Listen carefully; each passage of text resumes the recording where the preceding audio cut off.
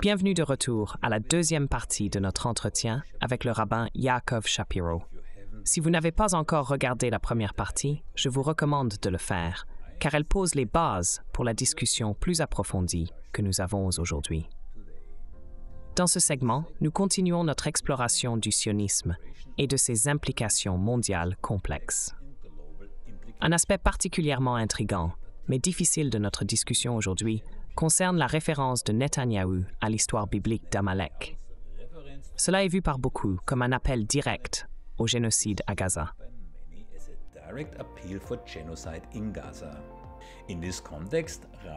Dans ce contexte, le rabbin Shapiro tente de fournir quelques justifications pour le commandement où Dieu a instruit les Israélites de détruire tout Amalek, y compris les femmes, les enfants et même les animaux. Ces explications pourraient soulever quelques sourcils, et franchement, sur ce point, je me trouve en difficulté avec le raisonnement offert par le rabbin. Cependant, c'est une partie de notre conversation, et cela met en lumière la lutte d'un rabbin face à des instructions qui viennent, de manière arguable, de Dieu, même si elles incluent un génocide. Alors, à mesure que nous avançons, veuillez garder à l'esprit la nature souvent nuancée et controversée de telles discussions. Maintenant, reprenons notre dialogue avec le rabbin Shapiro. La première chose que nous devons comprendre, c'est que nous devons rejeter l'affirmation de la légitime défense. Où étiez-vous pendant l'Holocauste? Est une question souvent posée. Disons que vous voulez un État juif à cause de l'Holocauste. Cela seul ne le rend pas l'État de tous les Juifs.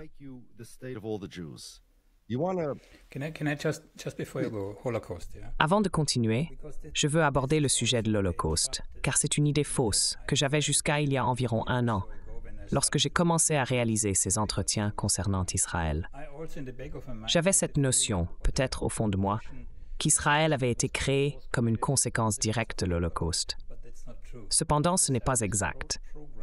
Le mouvement sioniste a en fait commencé en 1880, et fait intéressant, la plupart des Juifs ayant survécu à l'Holocauste ne voulaient pas aller en Israël.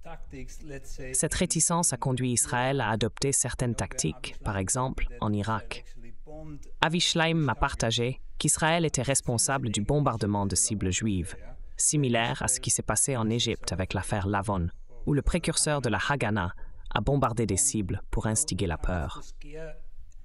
Ils ont essentiellement monté un groupe de personnes arabes contre un autre. Cela m'a toujours intrigué. Mais il est clair que l'Holocauste, bien qu'important, n'a pas joué le rôle dans la création d'Israël, qui est souvent dépeint.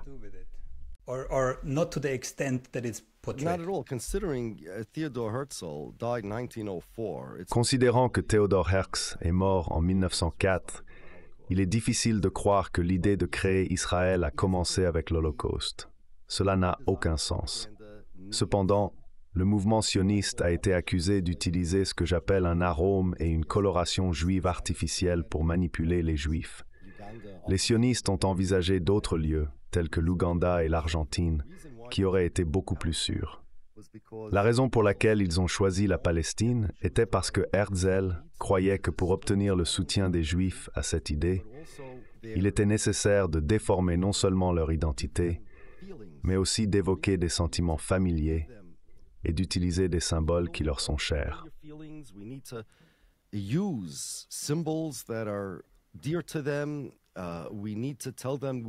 Nous devons leur dire que nous sommes l'accomplissement de longues et profondes aspirations, ce qu'ils ne sont pas. Ils ont pris le judaïsme, l'ont dépouillé de toute sa spiritualité et religion, et l'ont remplacé par des éléments nationalistes. Cependant, ils ont utilisé des symboles et des drapeaux. Herzl a déclaré que le sionisme ne réussirait pas uniquement sur un plan intellectuel. Pour que le sionisme réussisse, comme le nationalisme allemand, il a dit « Donnez un drapeau à un homme, il mourra pour un drapeau, confetti doré et rouge. » C'est ce qu'il croyait. Le nationalisme allemand a été construit sur des airs, des drapeaux et des confettis dorés et rouges. C'est ce que nous devons donner aux gens, le sentiment. Puis il y a le sentiment de l'Holocauste, la réaction pavlovienne. Oui, vous voulez nous tuer. Oui, tout le monde veut nous tuer. Le problème, c'est qu'ils auraient pu choisir une autre manière de démanteler cette revendication de l'Holocauste.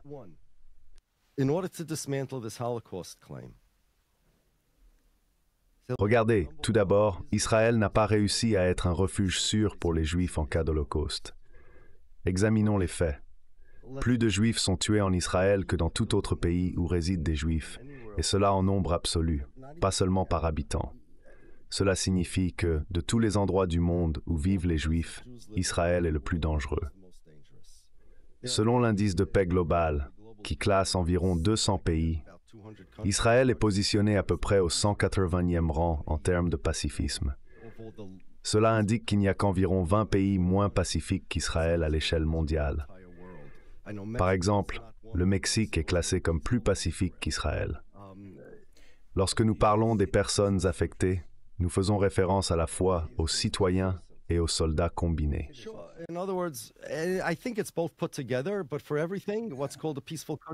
Mais l'idée d'un pays paisible est contredite par la présence du terrorisme, et c'était déjà le cas avant le 7 octobre. Israël n'est pas un refuge sûr pour les Juifs. Le président Biden a affirmé que sans Israël, les Juifs ne seraient en sécurité nulle part. Cette déclaration devrait être contestée car elle est antisémite. Elle implique tout d'abord que ce n'est pas la responsabilité des États-Unis, où je paie mes impôts, d'assurer ma sécurité en tant que Juif. Elle suggère que l'Amérique ne peut pas être sûre pour les Juifs sans Israël, isolant les Juifs comme la seule minorité pour laquelle cela serait affirmé. Deuxièmement, elle intègre un trope antisémite sioniste, remettant en question la loyauté des personnes envers leur pays.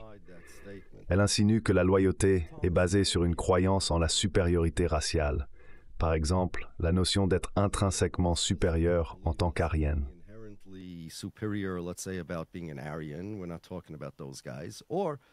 Nous ne discutons pas de ces individus ou du concept de paiement pour des services rendus. Un pays fournit des services à ses citoyens et en retour, les citoyens contribuent au pays. Cet échange forme la base de la loyauté. L'un des services les plus critiques qu'un pays offre est la sécurité. Voici une question. Si l'Amérique échoue à assurer ma sécurité, mais qu'Israël le fait, où ma loyauté devrait-elle se situer?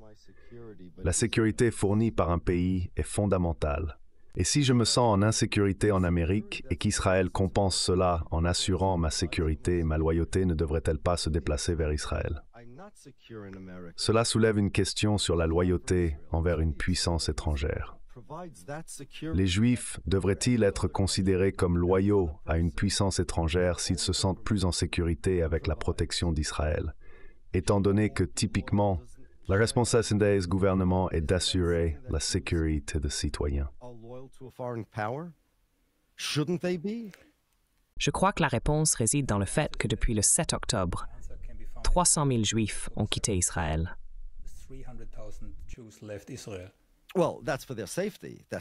Eh bien, c'est pour leur sécurité. C'est vrai. Israël n'est pas sûr. Mais la question est si nous allons accepter l'affirmation que mon propre président a faite, que la seule raison pour laquelle je suis en sécurité ici en Amérique est à cause d'Israël. Alors ne dois-je pas allégeance à Israël? Jonathan Pollard a soutenu que les Juifs en Amérique devraient espionner l'Amérique pour Israël. C'est un être humain dégoûtant, méprisable. Mais qualifier une telle position d'antisémite est problématique.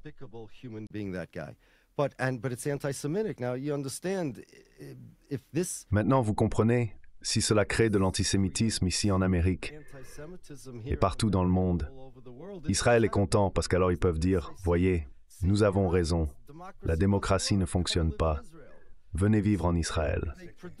Donc ils peuvent produire de l'antisémitisme, beaucoup comme ils aiment leurs propres affaires. Une situation gagnant-gagnant. C'est ce qui doit être abordé si nous allons critiquer Israël. Et quand je dis critiquer Israël, je veux dire critiquer l'idéologie pour que le monde soit plus sûr pour tout le monde, y compris les Juifs et les Israéliens. Le sionisme nuit aux Israéliens. Le sionisme doit être abordé.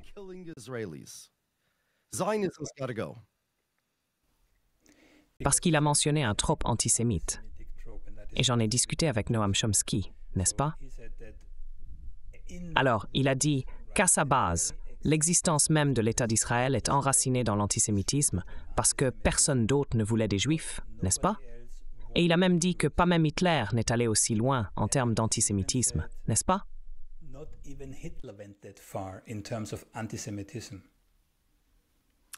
Il est vrai, comme le dit Noam Chomsky, que la fondation de l'État d'Israël est enracinée dans l'antisémitisme, basée sur l'idée que personne ne veut des Juifs. Je suggère quelque chose de encore plus profond, que le sionisme lui-même est antisémite. Le sionisme prétend non seulement que personne ne veut des Juifs, mais que les Juifs n'appartiennent à personne. Il affirme que les Juifs ne font véritablement partie d'aucune autre nation. Les Juifs américains ne sont pas véritablement américains, et les Juifs néerlandais ne sont pas véritablement néerlandais. Cette position est une attaque directe contre l'identité juive, suggérant que le monde est intrinsèquement antisémite. Je soutiens que le sionisme s'aligne sur les sentiments antisémites décrits par Chomsky, se positionnant contre les Juifs. C'est une idéologie antisémite, impliquant que, quelle que soit votre religion, vous pouvez trouver acceptation dans n'importe quel pays démocratique, contrairement à ce que le sionisme suggère pour les Juifs.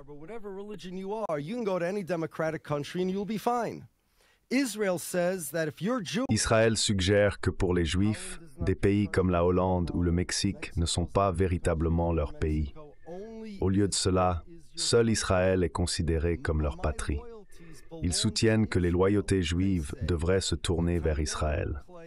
Netanyahou a affirmé représenter tous les Juifs, indépendamment de leur lieu de vie ou de leur capacité à voter aux élections israéliennes.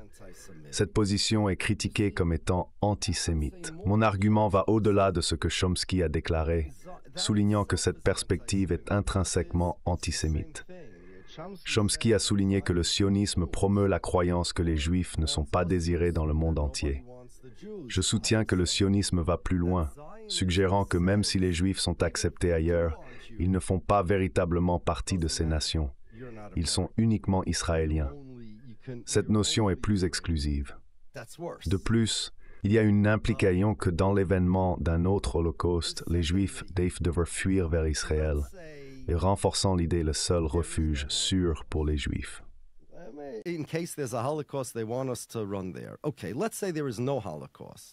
D'accord. Considérons qu'il n'y ait pas d'holocauste dans les prochains 100, 200, 300 ou 400 ans. J'ai une question pour les sionistes.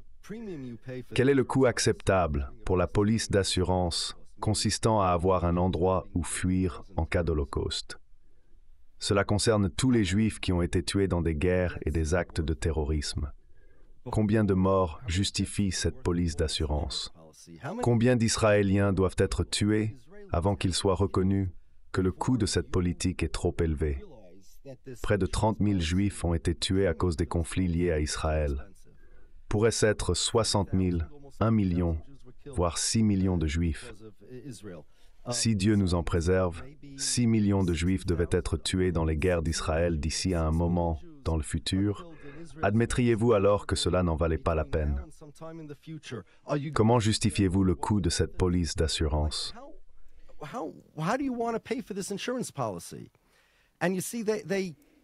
Et vous voyez, ils auraient pu choisir d'autres lieux plus sûrs, mais ils ne l'ont pas fait. Cette décision n'était pas basée sur la sécurité, mais sur des raisons idéologiques.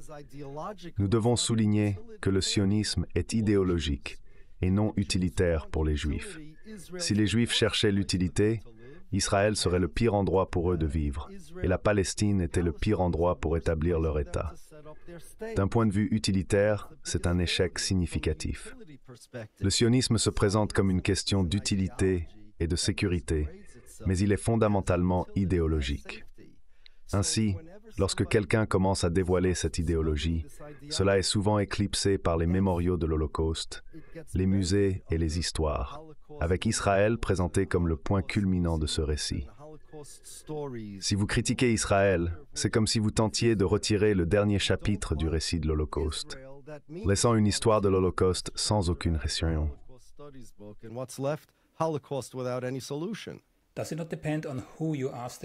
Cela ne dépend-il pas de la personne à qui vous posez la question? Combien de morts ça vaut-il? Donc, Si vous demandez aux gens en Israël, c'est une affaire. Mais si vous demandez aux États-Unis, c'est différent, parce qu'il y a des intérêts géostratégiques à avoir Israël là où il est. Je suis assez sûr, tout comme les Américains ont dit qu'ils se battront en Ukraine jusqu'au dernier Ukrainien, je ne serais pas surpris si les États-Unis ont un état d'esprit similaire en ce qui concerne Israël, en raison d'intérêts géostratégiques. De plus, il y a un deuxième grand groupe en Amérique, sans rapport avec la politique. Ce sont les chrétiens messianiques, qui sont quelque part entre 60 et 80 millions. En tant qu'étranger, je trouve extrêmement étrange que, tant en Israël qu'en Amérique, il y ait deux groupes puissants qui semblent s'aligner dans leurs objectifs.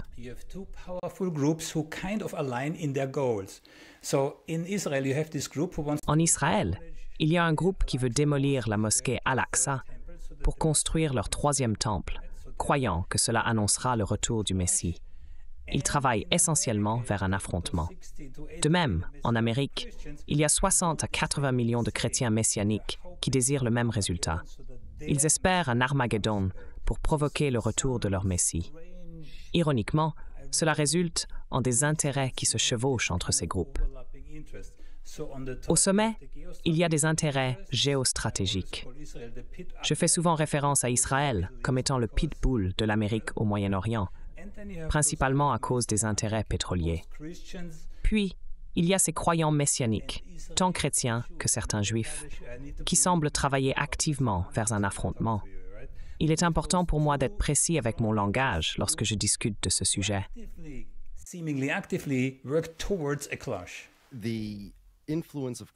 L'influence du sionisme chrétien sur le sionisme juif est bien plus grande que beaucoup de gens ne le réalisent. De plus, cela fait partie de la propagande de présenter le sionisme uniquement comme un mouvement juif. Le sionisme chrétien a commencé à la fin des années 1500 jusqu'au début des années 1600. Vous avez mentionné plus tôt dans l'émission un morceau bien connu de la propagande sioniste. Une terre sans peuple pour un peuple sans terre. Ce sont en fait les sionistes chrétiens qui ont initialement inventé cette phrase que les sionistes juifs ont ensuite adoptée. En Amérique, c'était les sionistes chrétiens qui ont formulé cette déclaration. Vous avez raison de noter que si les gens comprenaient que le sionisme a des racines plus chrétiennes que juives, spécifiquement protestantes plutôt que catholiques, dans les pays catholiques, ce mouvement n'a même présence.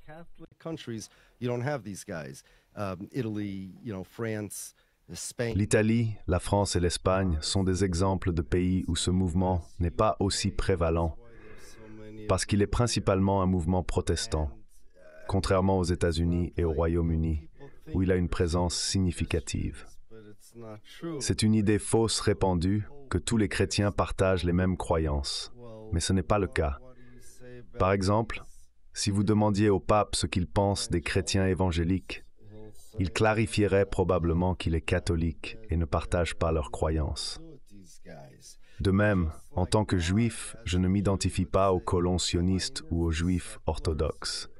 Je les considère comme des adorateurs d'idoles. Ils peuvent être des juifs orthodoxes, tout comme les chrétiens sionistes partagent le christianisme avec le pape, mais nos croyances et pratiques sont nettement différentes.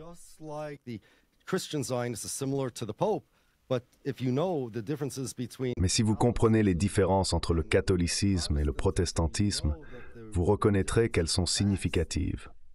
De même, il y a une différence substantielle entre les juifs orthodoxes comme moi et les juifs orthodoxes qui sont sionistes. Le sionisme fonctionne comme un système de croyances distinctes, même si ses partisans affirment qu'il ne s'agit pas d'une religion. C'est assez ironique. Les sionistes laïcs tels que Herzl et Jabotinsky, qui étaient athées, ont pris des concepts sacrés et les ont sécularisés. Inversement, les sionistes religieux sacralisent des éléments séculiers comme les grenades et la terre. Ils sont essentiellement le revers de la médaille des sionistes laïcs, créant un système de croyances unique. Bien qu'ils partagent des similitudes avec ma foi, il en est fondamentalement différent.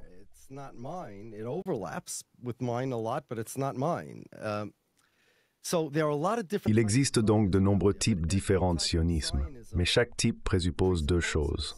Premièrement, que les Juifs sont une nationalité, et deuxièmement, qu'Israël est l'État de cette nationalité. C'est le sionisme en résumé. Si cela était rendu public que la seule raison pour laquelle l'Amérique soutient Israël est due à des considérations géopolitiques et à l'influence des évangéliques chrétiens, alors les Juifs comprendraient qu'il n'est pas dans leur intérêt de rejoindre ce cœur de soutien pour le sionisme. Je ne parle pas de faire du mal à quiconque en Israël. Je suis un pacifiste convaincu. Je ne crois pas à la guerre. Je discute d'une idéologie appelée sionisme.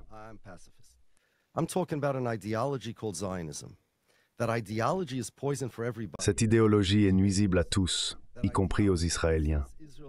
Elle promeut l'idée qu'Israël est le pays des Juifs et non le pays de tous les Israéliens. Ce point doit être souligné et exposé pour ce qu'il est réellement.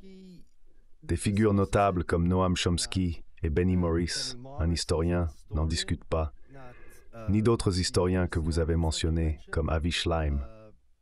Bien que Shlaim ait écrit sur des sujets comme les bombardements en Irak, mon focus n'est pas sur le comportement ou l'histoire. J'aborde la question de la propagande.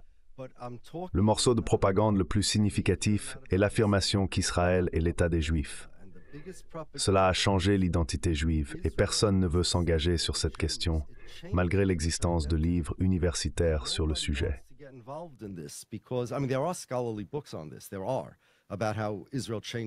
Il y a des discussions sur la manière dont Israël a changé l'identité juive. Cependant, la personne moyenne pourrait ne pas vouloir s'impliquer, pensant que c'est une affaire interne parmi les Juifs. Mais voici le problème.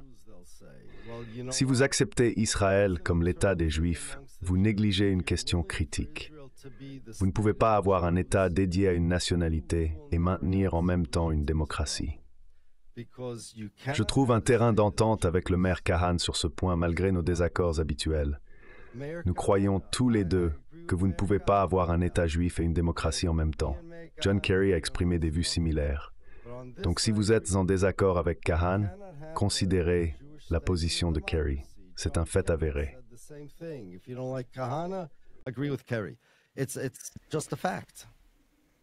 Kahan a dit quelque chose comme « Les Arabes sont comme un cancer. Il faut les éliminer, sinon ils vous tueront. » Cela est assez proche de ces mots réels.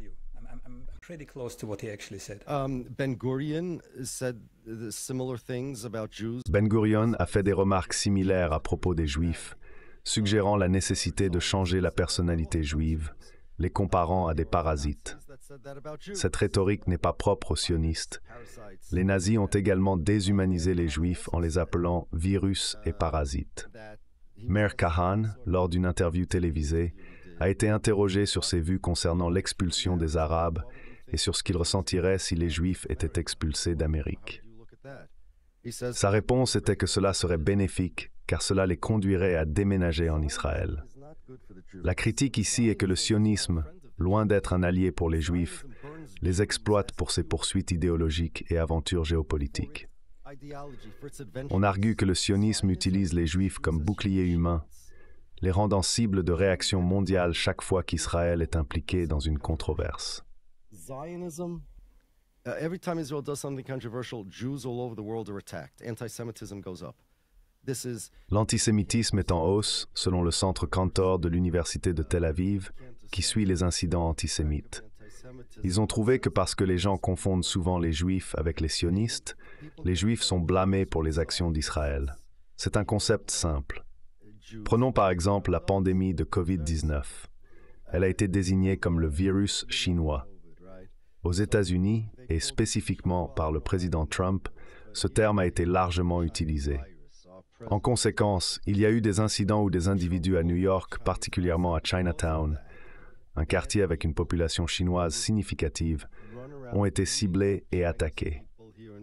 Il est clair que cibler les personnes chinoises à cause du virus est un acte criminel et totalement répréhensible.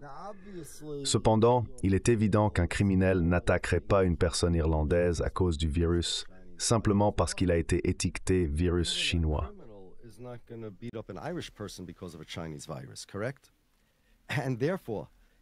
Et donc, voici une autre question, une sorte d'énigme. Si le Japon bombarde l'Amérique, les Américains vont être en colère contre les Japonais, n'est-ce pas? Et, malheureusement, certains individus pourraient recourir à la violence contre les Japonais. C'est mal, ils ne devraient pas le faire, mais cela arrive. Si l'Amérique bombarde l'Afghanistan, les Afghans seront en colère contre les Américains, n'est-ce pas? Maintenant, si Israël bombarde Gaza, contre qui les Gazaouis vont-ils être en colère? Les Juifs. C'est le problème. Pourquoi? Parce qu'à moins qu'ils ne soient suffisamment éduqués pour comprendre, et beaucoup le sont, je ne les accuse pas d'ignorance, car j'ai parlé à beaucoup qui comprennent que les Juifs et les sionistes sont deux entités séparées, surtout puisqu'il y a eu de nombreux Juifs depuis des années qui tentent de clarifier cette distinction.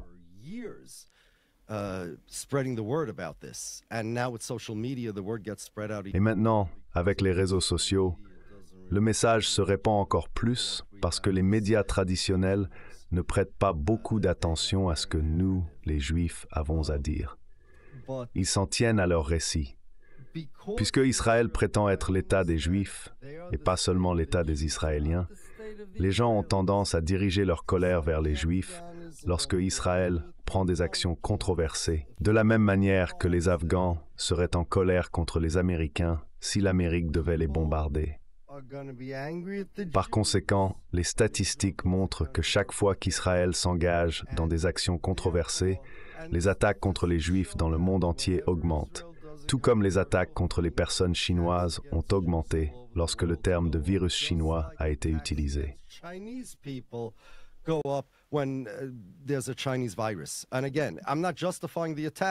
Et encore, je ne justifie pas les attaques contre les Chinois ou qui que ce soit d'autre. Il y a de mauvais acteurs là-bas, et les mauvais acteurs feront de mauvaises choses. Voici ma question cependant.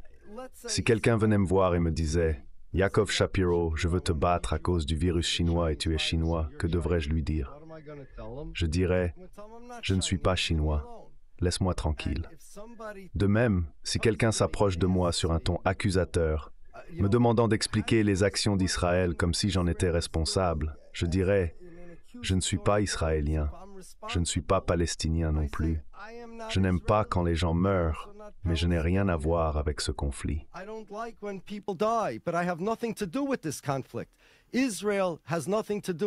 Les actions d'Israël ne représentent pas tous les Juifs. Le rabbin Joel Teitelbaum, une figure éminente, a déclaré en 1967 que l'un des actes de vertu les plus significatifs qu'un Juif puisse accomplir est d'informer le monde qu'Israël ne parle pas au nom de tous les Juifs. Cette clarification est cruciale, car la fausse idée qu'Israël représente tous les Juifs conduit à l'antisémitisme.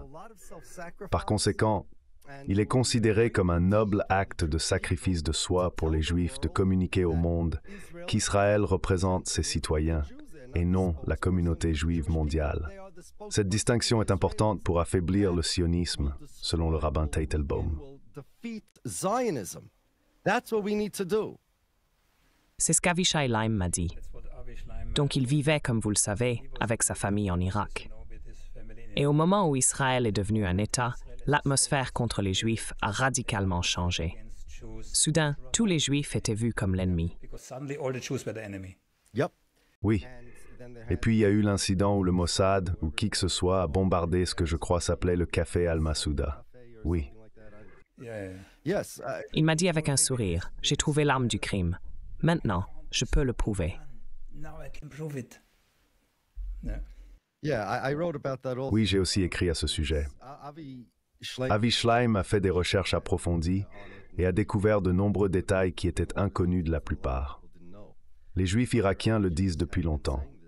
Le point principal que nous voulions discuter était la propagande sioniste. C'est un exemple de propagande sioniste. Cela se résume essentiellement à une question. Israël est-elle l'État des Israéliens ou Israël est-elle l'État de tous les Juifs? Tout découle de cette question. Israël doit devenir un État pour les Israéliens, c'est-à-dire une démocratie, et elle peut toujours être un lieu sûr pour les Juifs. Emma Lazarus, qui était une sioniste, a écrit un poème qui est maintenant inscrit à la base de la Statue de la Liberté à New York. Il appelle à « Donnez-nous vos fatigués, vos pauvres ».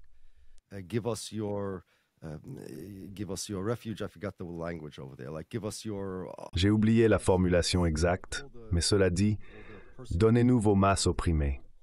Cela concerne l'accueil de toutes les personnes persécutées en Amérique. Si un pays décide d'accueillir des Juifs persécutés ou des réfugiés juifs, c'est très bien.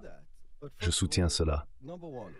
Cependant, mon premier point est qu'Israël, même dans sa quête d'être un État juif, a dépassé les bornes. Il prétend représenter tous les Juifs, ce qui est injustifiable. Cette supposition est la couche initiale du sionisme qui devrait être facilement écartée. C'est le premier aspect qui doit être abordé. Nous pouvons éliminer cette partie du sionisme, et tout le monde dans le monde peut comprendre cela. De plus, même la perspective façonnée par l'Holocauste ne justifie pas la prétention d'Israël à me représenter. C'est pourquoi j'aborde toujours cela en premier.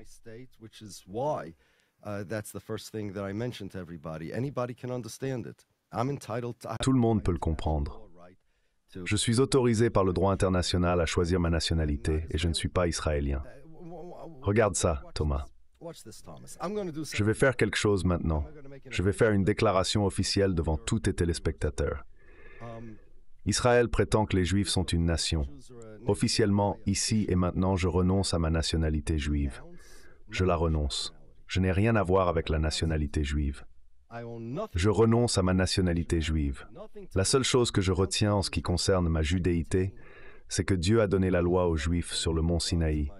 Et j'accepte toutes les obligations, privilèges et réalités spirituelles que cela crée. En ce qui concerne la nationalité, je la renonce. Devine quoi, Thomas? Rien n'a changé dans ma vie.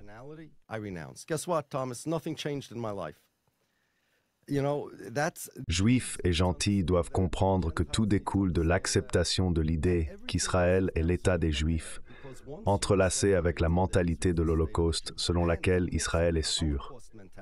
Cette croyance rend impossible de convaincre Israël de changer ses méthodes. Cela est dû à une mentalité profondément ancrée, un endoctrinement, une idéologie qui pourrait être comparée à une religion, le sionisme, qui est une religion civique et sans Dieu. Cette idéologie du sionisme est tellement enracinée que le changement semble inatteignable. Nous devons remettre en question cette mentalité de l'Holocauste en démontrant qu'Israël n'est pas le havre de sécurité qu'on croit. C'est ironique, cette notion que la sécurité pour les Juifs ne peut être assurée que par Israël.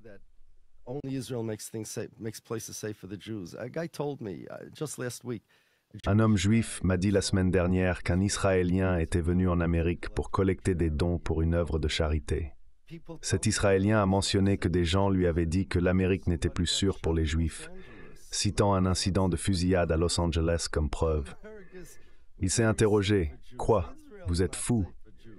L'Amérique est très sûre pour les Juifs. Israël n'est pas sûr pour les Juifs. » J'ai passé un week-end en France avant le Covid. J'étais à Sarcelles, une banlieue de Paris, et tout le monde m'avait averti avant que je parte que la France n'était pas sûre pour les Juifs. Ils disaient que vous ne pouvez pas porter votre kippa en France. Alors, j'ai pris un avion, puis un train, et enfin un service de voiture est venu me chercher. Le chauffeur était juif et j'ai partagé mes inquiétudes avec lui. J'ai demandé si je devais avoir peur. Il a été surpris et a dit « Quoi? Ils sont fous. » Personne en France ne croit cela.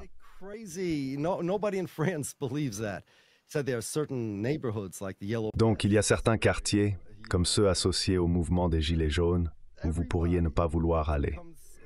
Cependant, tous les samedis pendant Shabbat, tous les Juifs du quartier se promènent dans les rues avec leurs châles de prière et leurs kippas, ouvertement et sans peur. Dans le quartier particulier où j'étais, Juifs et musulmans vivent ensemble dans les mêmes immeubles. Pourtant, il y a cette narration que le monde n'est pas sûr pour les Juifs et que seul Israël est sûr. J'ai vu un extrait de documentaire produit par Vice ou Vox, je ne me souviens plus lequel, où ils ont interviewé Anatoly Sharansky, également connu sous le nom de Nathan Sharansky. Il essayait de persuader les Juifs français de quitter la France et de déménager en Israël.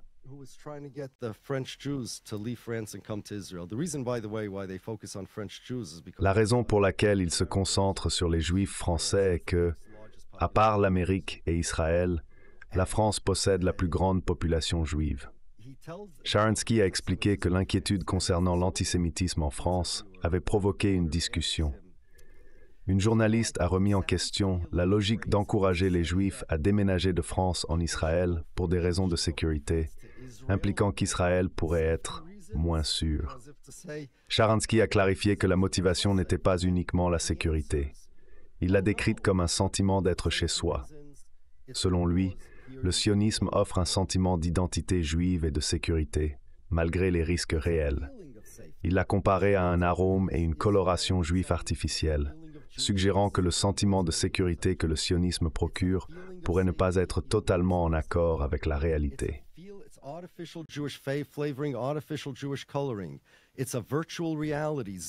Le sionisme est souvent dépeint comme une réalité virtuelle, faisant partie de la propagande qui suggère qu'Israël est un refuge sûr. Cette croyance est profondément ancrée, découlant de l'éducation reçue dès l'enfance à propos de l'Holocauste et du rejet historique des Juifs par de nombreux pays. Fait intéressant, il y a eu des cas où les sionistes eux-mêmes ont bloqué des voies de sauvetage pour les Juifs pendant l'Holocauste, insistant sur le fait que l'émigration devrait se faire uniquement vers la Palestine. Cet aspect controversé a été exploré dans de nombreux livres. Le sentiment d'exclusion mondiale est encapsulé dans une chanson israélienne populaire d'il y a des années, qui véhicule le message « Le monde entier est contre nous ». Cette chanson, chantée tant par les enfants que par les adultes, est devenue une sorte d'hymne, célébrée avec des danses folkloriques et un sentiment de défi communautaire.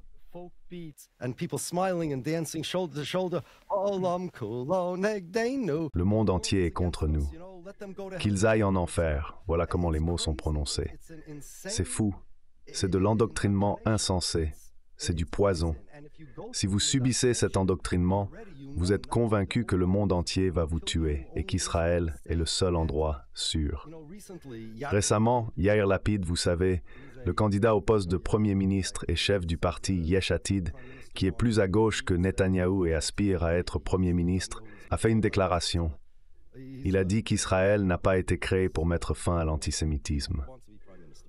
Au lieu de cela, Israël a été établi pour que les Juifs puissent avoir un endroit où diriger les antisémites. Mais il ne s'agit pas seulement de survivre pour dire aux antisémites de partir. Vous pouvez vous opposer aux antisémites n'importe où.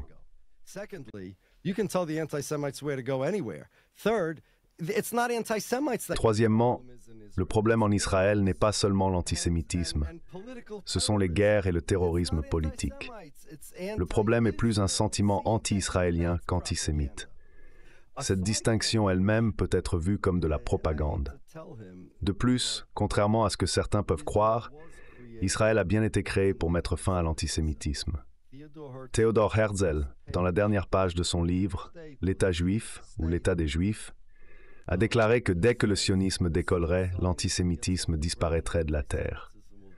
De même, Leo Pansker, dans son pamphlet Auto-émancipation, une œuvre antérieure au sionisme de Herzl, a soutenu que la racine de l'antisémitisme réside dans le fait que les Juifs n'ont pas leur propre pays, les faisant apparaître comme des fantômes sans racines, mystérieux.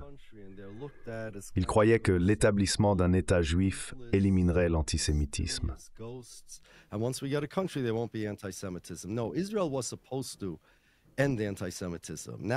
Israël était censé mettre fin à l'antisémitisme, mais maintenant, ils ne cessent de changer leur histoire. C'est un autre aspect du sionisme. La propagande évolue. Pour illustrer, j'ai ici un livre de Einat Wilf, qui est considérée comme une grande propagandiste israélienne. J'ai déjà débattu avec elle, bien qu'elle ait préféré ne pas appeler cela un débat. Le livre s'intitule « Gagner la guerre des mots ». Wilf, ancienne membre de la Knesset et de l'IDF, discute d'un mécanisme dans le sionisme qui ne concerne pas la simple assimilation, le multiculturalisme, ou même le concept de melting pot. Au lieu de cela implique de réécrire constamment l'histoire du sionisme. Ce processus crée un nouveau récit qui efface l'ancien, favorisant l'impression que le sionisme a toujours été inclusif envers les groupes précédemment exclus.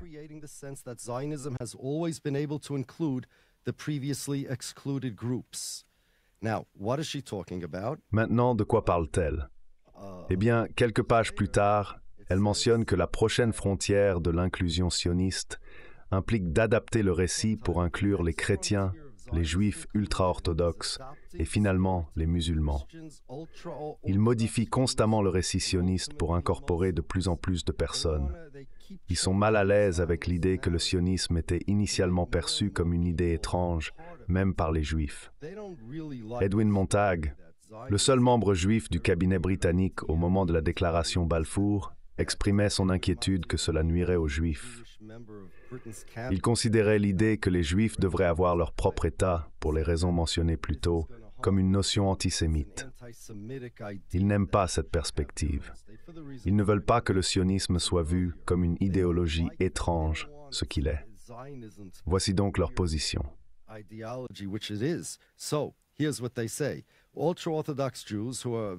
Les Juifs ultra-orthodoxes, comme moi, pourraient bientôt être considérés comme de véritables sionistes, alors que le récit sioniste est réécrit pour inclure l'ultra-orthodoxie comme une forme légitime de sionisme. Le récit pourrait mettre en lumière comment la présence de 2000 ans des communautés ultra-orthodoxes dans les villes saintes de Jérusalem, Hébron, Safed et Tibériade a jeté les bases du sionisme moderne et a facilité le retour du peuple juif sur sa terre natale. Plus tard, ce récit inclusif pourrait s'étendre à la manière dont les musulmans ont maintenu la terre pendant des siècles et ont accueilli les juifs de retour, la partageant pour le bénéfice de tous. Il pourrait raconter l'histoire de l'hospitalité généreuse des musulmans locaux, offrant refuge aux juifs arrivant sur leur rivage.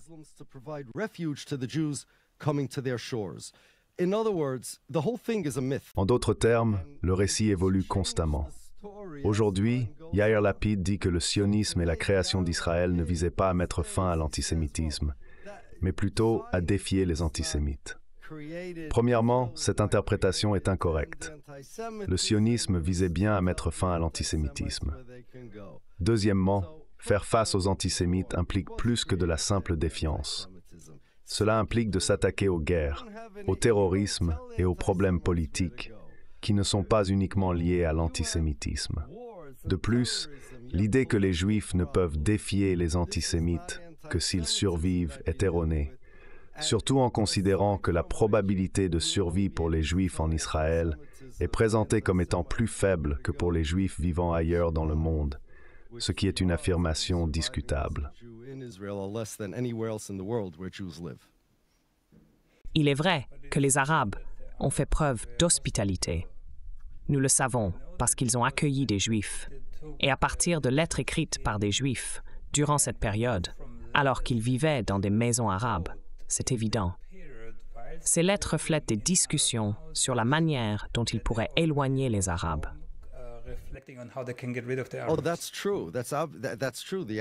Il est vrai que les Juifs et les Arabes, en particulier les Juifs ultra-orthodoxes, entretenaient de bonnes relations.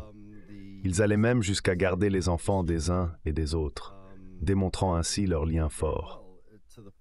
Le grand rabbin ultra-orthodoxe de Palestine, décédé au début des années 1930, a joué un rôle significatif dans cette histoire. Bien que l'année exacte soit incertaine, il est consigné qu'il a envoyé un messager nommé Jacob Dahan, un universitaire néerlandais en Angleterre. La mission de Dahan était de transmettre aux Britanniques que les Juifs préféraient vivre sous la domination britannique ou ottomane plutôt que sous la gouvernance sioniste. Tragiquement, Dahan a été assassiné par les sionistes avant qu'il ne puisse achever sa mission, la Haganah s'assurant qu'il n'y avait aucun témoin de l'acte.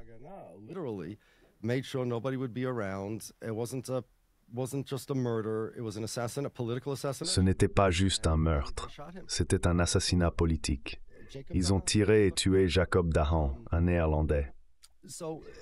La discussion porte sur le changement de narratif pour inclure les musulmans comme partie de l'histoire sioniste. De toute évidence, les musulmans ne voudraient pas faire partie du récit sioniste. Ils étaient hospitaliers envers les Juifs, mais pas envers le sionisme. C'est le point clé. Les musulmans et les Juifs orthodoxes, ou les Arabes pour être clair, n'étaient pas hospitaliers envers le sionisme. L'intention est de nous dépeindre, nous et les musulmans, comme si nous étions soutenants ou faisant partie de l'histoire sioniste, ce qui n'est pas le cas.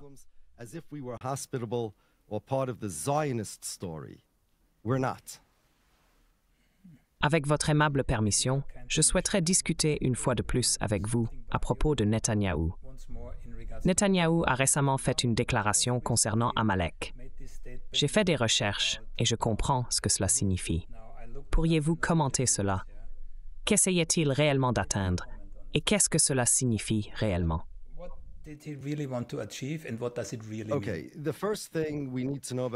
D'accord. La première chose que nous devons savoir sur Netanyahou, c'est que chaque fois qu'il cite la Bible ou la Torah, il montre une absence totale de connaissance. Un élève moyen de 6e année d'une yeshiva en sait plus sur le judaïsme que Netanyahou. Il est absolument non pratiquant et laïque. Il ne sait rien du judaïsme, de la Bible ou de quoi que ce soit en rapport. Lorsqu'il le fait, il essaye généralement de plaire aux évangéliques, parce que les Juifs reconnaissent qu'il n'est pas compétent. Il a mentionné précédemment, lors de sa visite au camp de concentration d'Auschwitz, quelque chose à propos d'une prophétie dans le livre d'Ézéchiel concernant des ossements desséchés reprenant vie. Il a affirmé que cette prophétie s'était réalisée avec l'État d'Israël.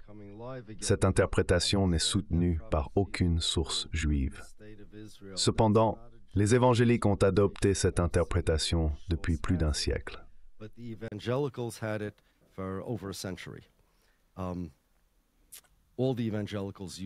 Les évangéliques interprètent la prophétie des ossements desséchés dans Ézéchiel comme symbolisant Israël, une vue non partagée par les Juifs.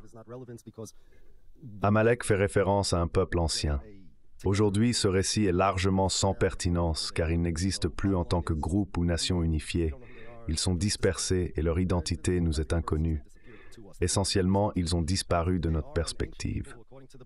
Cependant, dans la théologie juive, Amalek représente l'incarnation du mal vu comme irrécupérable et l'antithèse de la sainteté. Le concept d'Amalek transcende la simple nationalité, incarnant le mal pur. Selon la Bible, Dieu a ordonné à Moïse de les éradiquer complètement. God told Moses then that you have to wipe them all out. You have to wipe them all out. Il faut tous les éliminer. Ce commandement ne concerne pas Dieu disant à Moïse ou à Josué d'exterminer certains peuples. D'un point de vue théologique, je n'ai jamais vraiment compris pourquoi cela dérangeait qui que ce soit. Voici pourquoi. Si vous croyez à l'histoire selon laquelle Dieu a dit à Moïse « Regarde, je veux que tu tues ces gens », alors pourquoi cela serait-il différent de Dieu créant un tremblement de terre ou un tsunami et éliminant des milliers, voire plus, de personnes chaque année? Autant que je me souvienne, j'ai cherché une fois sur Internet et environ 1 million de personnes meurent chaque semaine dans le monde entier. Qui pensez-vous qui est responsable de ces morts? C'est Dieu. Personne n'a de problème avec ça. Donc disons que Dieu décide que le temps de quelqu'un est écoulé. These people's time is up. Nobody expects God to make everybody live forever. Personne ne s'attend à ce que Dieu fasse vivre tout le monde éternellement. Chacun a son moment selon un plan cosmique que nous acceptons tous, n'est-ce pas? Il n'y a pas de problème avec ça. Alors si Dieu te disait, disons à toi Thomas, ce gars, son temps est écoulé maintenant. Il y a un accident sur un pont et la voiture est sur le point de basculer. Je veux que tu saches quelque chose. Dans mon livre, dans le plan cosmique, je suis le Dieu tout-puissant, tout-voyant. Et j'alloue à chacun dans le monde une certaine quantité de vie, une certaine quantité de bonheur. C'est mon travail, n'est-ce pas? Leur temps est écoulé. Bascule cette voiture. Le ferais-tu? Leur temps est écoulé. Et si tu ne le ferais pas, cela te dérangerait-il si Dieu le fait? Vous me demandez? Je vous demande. Cela me rappelle la question. Vous avez ce train qui arrive à la gare, n'est-ce pas? Et vous avez le choix, soit de tuer les gens dans le train, soit les gens qui attendent à la gare.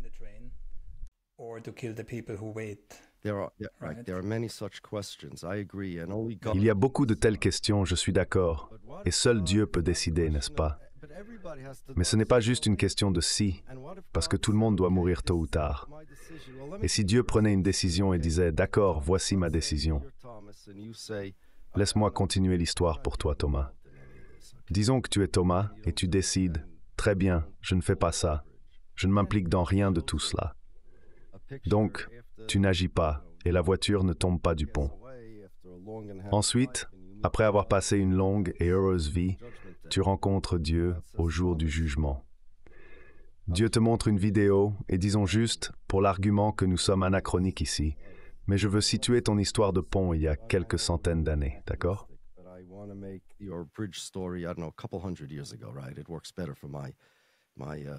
Cela fonctionne mieux pour mon analogie. Voici une photo de Hitler dans un camp de concentration où les Japonais bombardant l'Amérique, Hawaï, et tu dis « Thomas, tu es responsable de tout cela. Tu as fait tout cela. » Et Thomas va dire « Qu'est-ce que tu veux dire? Je n'étais même pas né. » Ça s'est passé 200 ans plus tard. Eh bien Thomas, Hitler n'aurait jamais dû naître. Tu sais cette voiture que je t'ai dit de renverser? C'était l'arrière-arrière-grand-père de Hitler. Je t'ai demandé de le faire. Tu pensais être plus intelligent que moi. Regarde ce que tu as fait. Tu sais ce qui arrive quand tu déranges le plan cosmique.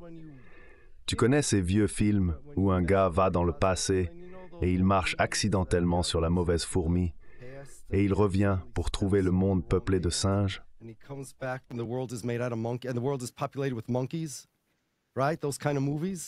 N'est-ce pas, ce genre de film? Dieu a un plan pour le monde. C'est un plan cosmique. Vous n'êtes pas obligé de croire. Je n'essaie pas de vous convaincre de croire en Dieu. Je suis moi-même convaincu, mais je n'essaie pas de vous convaincre. Cependant, si quelqu'un croit en Dieu, il comprend que Dieu a un plan cosmique.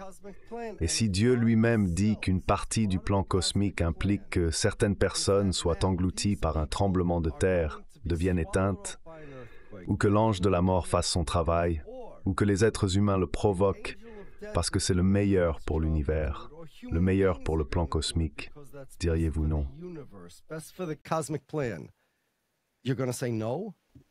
Mais alors j'ai une question très controversée. Dites-vous que ce qui se passe actuellement à Gaza, avec toutes ces bombes, fait partie du grand dessein de Dieu?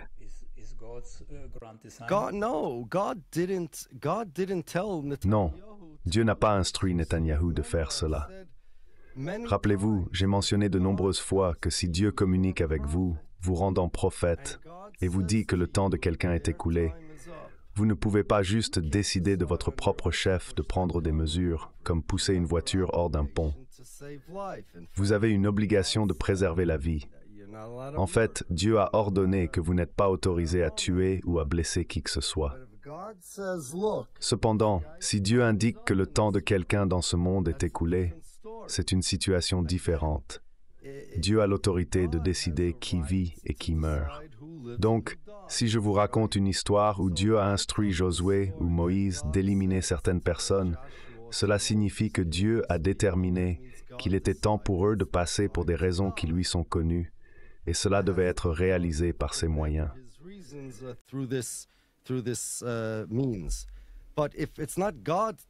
Mais si ce n'est pas Dieu qui dirige l'action, considérez ce scénario.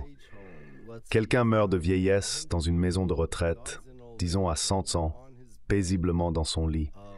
Les Vikings appelaient cela une mort de paille. Dans ce cas, si nous croyons en Dieu et que Dieu orchestre les événements du monde, alors c'était la volonté de Dieu que cette personne meure. Si vous provoquiez la mort de cette personne, vous seriez considéré comme un meurtrier. Maintenant, est-ce que quelqu'un blâme Dieu pour la mort naturelle de cette personne? Si vous ne croyez pas en Dieu, alors vous n'attribueriez pas la mort à lui. Mais si vous croyez en Dieu et qu'il contrôle le monde, alors vous comprenez que c'était la volonté de Dieu pour que la personne meure. Vous n'auriez pas de plainte contre Dieu parce que, en tant que partie de l'être Dieu, il conçoit le plan cosmique et gouverne le monde. Ainsi, considérez combien de responsabilités Dieu a pour assurer le bien-être de tout le monde dans le monde. Il n'est pas communément cru que Dieu est obligé de le faire.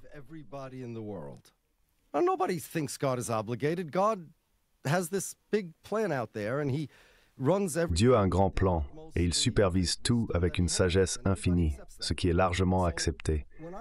Alors quand je mentionne qu'à l'Antiquité, Dieu a instruit Moïse d'éliminer les Amalécites, il est entendu que cette directive venait de Dieu. Netanyahou, en revanche, n'a aucune autorité pour déterminer de telles affaires. C'est absurde de penser qu'il le pourrait. De plus, il est clair que Dieu ne lui a jamais instruit de prendre une telle action. Vous voyez la différence. Thomas, si vous êtes sceptique à propos de l'histoire, je le comprends. Essentiellement, vous croyez soit que Dieu a communiqué avec Moïse comme décrit, soit vous ne croyez pas en Dieu et donc vous rejetez entièrement l'histoire. Cependant, l'idée que quelqu'un puisse décider arbitrairement de tuer des gens sans instruction divine est complètement illogique.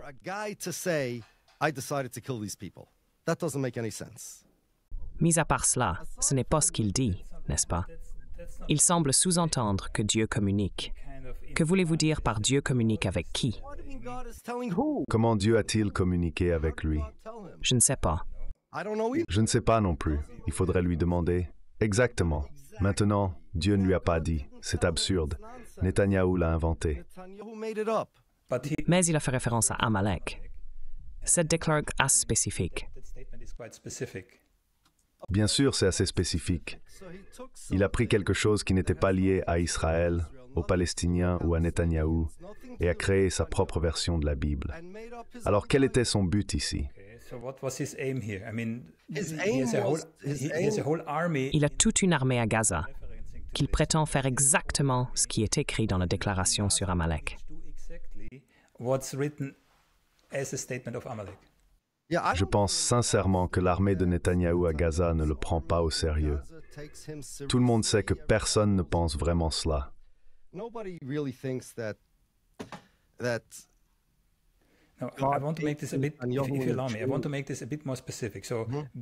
Je veux clarifier quelque chose.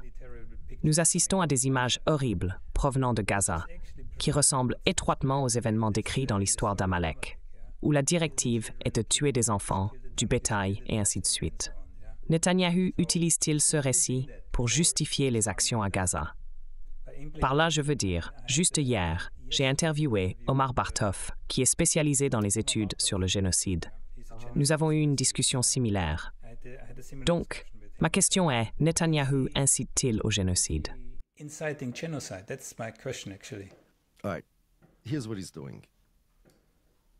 D'accord, voici ce qu'il fait. J'ai précédemment déclaré que chaque morceau de propagande sioniste tourne autour de l'idée qu'Israël est le pays des Juifs, pas seulement des Israéliens. Souvenez-vous, j'ai mentionné qu'Amalek est vu comme l'antithèse de la sainteté et de Dieu, et était l'ennemi juré du peuple juif, qui était supposé servir Dieu. Parce que les sionistes veulent assimiler Israël au peuple juif, les ennemis d'Israël deviennent les ennemis existentiels du peuple juif. Si Dieu a dit à Moïse que ces gens sont incorrigiblement mauvais, qu'ils doivent être anéantis, et qu'ils ne sont pas seulement incorrigiblement mauvais, mais aussi l'incarnation du mal, alors ils sont vos ennemis éternels. Maintenant, Amalek devient qui que soit l'ennemi d'Israël. Encore une fois, il s'agit de substituer Israël au peuple juif.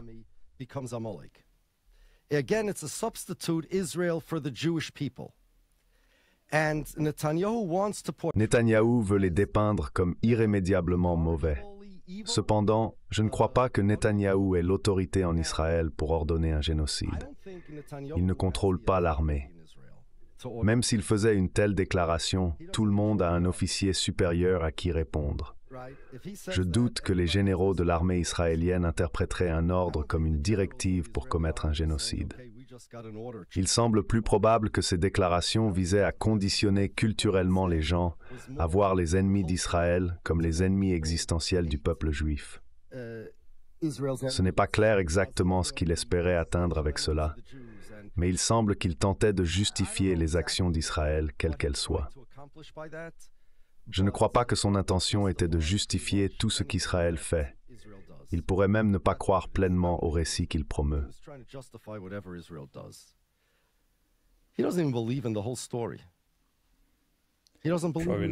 Il ne croit probablement pas en ce récit. Cependant, comparons cela avec Ben Gurion. On disait que Ben Gurion n'avait jamais donné d'ordre spécifique pour tuer et expulser les Arabes. Néanmoins, tous ces généraux interprétaient ces directives comme telles. Cela est connu grâce aux témoignages donnés par les chefs de l'armée eux-mêmes. Ainsi, un leader laïque d'Israël peut avoir un impact massif sur ce qui se passe sur le champ de bataille.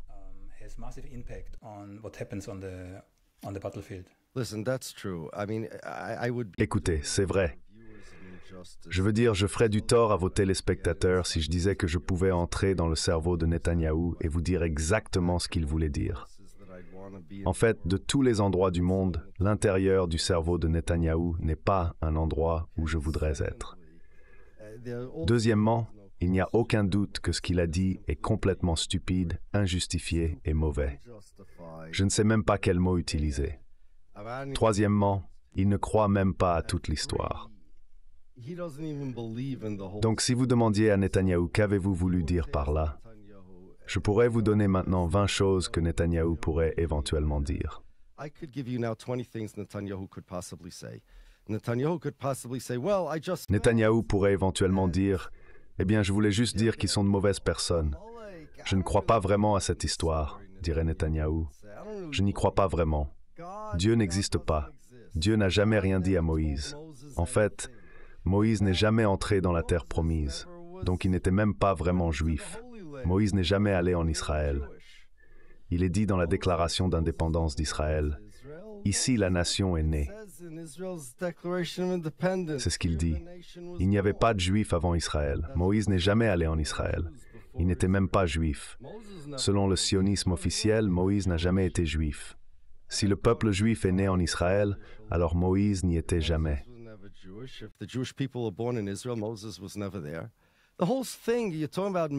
Toute la discussion tourne autour des commentaires de Netanyahou sur une histoire qu'il considère comme un conte de fées, ce qui peut être interprété de diverses manières par différentes personnes.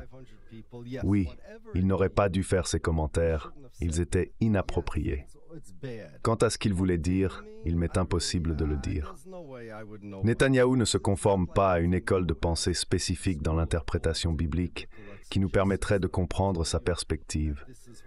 S'il était un juif orthodoxe avec une méthodologie claire pour interpréter la Bible, peut-être pourrais-je faire une supposition. Cependant, Netanyahou n'y croit pas vraiment. Il semble improviser sa position.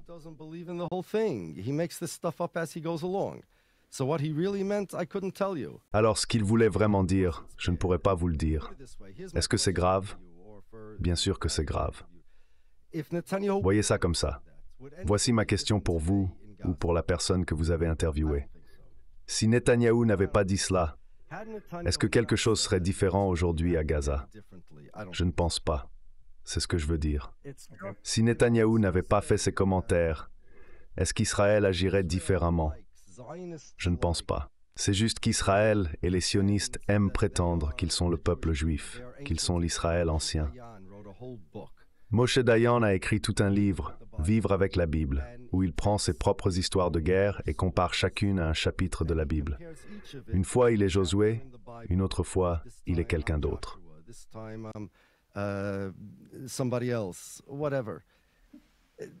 Les sionistes, selon leur idéologie, se livrent à une forme de jeu de rôle, prétendant être les anciens juifs. Dans leur conflit, ils se voient comme combattant les mêmes ennemis que ceux auxquels les anciens juifs étaient confrontés. C'est moins un ordre direct qu'une compréhension implicite, une approche clin d'œil de leurs actions. Si Netanyahou avait réellement l'intention d'agir selon ses déclarations, il n'aurait pas besoin de les annoncer publiquement à la télévision. Il semble que ce soit plus une question d'idéologie que d'action. Oui, ces déclarations peuvent être interprétées de manière nuisible, et en effet, elles le sont. Quant à ce qu'il voulait dire précisément, je ne peux pas dire. Je ne suis pas son psychologue.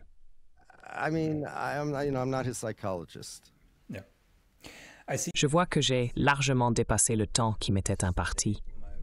Je suis très reconnaissant pour votre temps. J'ai une dernière question. Vous avez parlé de démanteler la propagande sioniste en termes très pratiques. Quel serait votre point de vue à ce sujet? Quelle serait votre recommandation pour contrer la propagande sioniste en se concentrant sur des approches pratiques et non théoriques? Again, not theoretical, practical.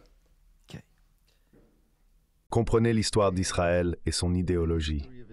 Les gens doivent être éduqués sur la manière dont Israël est unique en prétendant représenter tous les Juifs, et pas seulement ses citoyens. Contrairement à d'autres pays qui représentent leurs citoyens, Israël prétend représenter les Juifs du monde entier, dont beaucoup n'ont aucun lien avec lui.